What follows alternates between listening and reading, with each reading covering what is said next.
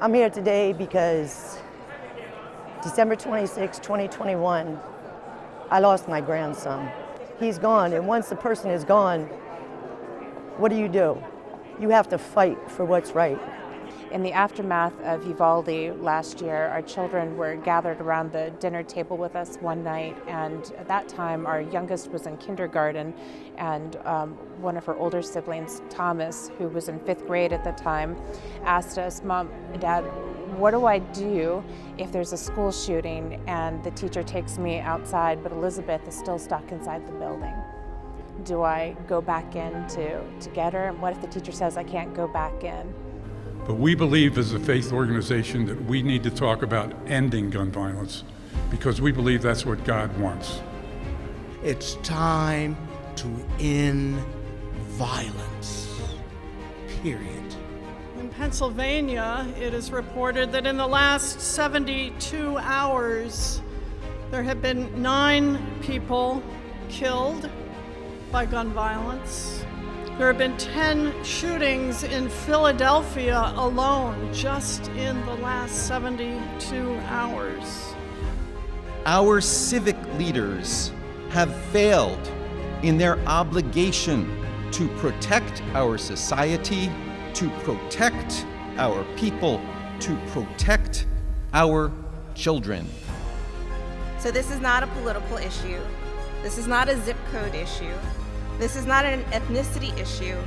It's not even just a crime issue, as gun violence includes suicides, as Bishop said, and mental health issues.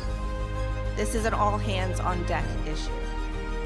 I am sometimes surprised that churches speak about supporting human life, but they will not address the issue of gun violence. We experience degrees of outrage, we experience degrees of disbelief, we point fingers, and then we go on to the next news cycle. We have a shooting, everyone wants to pray and send their condolences and do nothing. Nobody's child deserves to get on the bus to go to school one day and die there because of firearms. So regardless of how you feel about other political issues, I think we can all agree that ending gun violence is a moral issue. At some point in time, we've got to be able to say, when does my disagreement infringe upon whether or not someone is able to live? We're not trying to take away or infringe on anybody's Second Amendment right. How do we preserve and save the lives of innocent people by reducing the prevalence of guns in the wrong hands?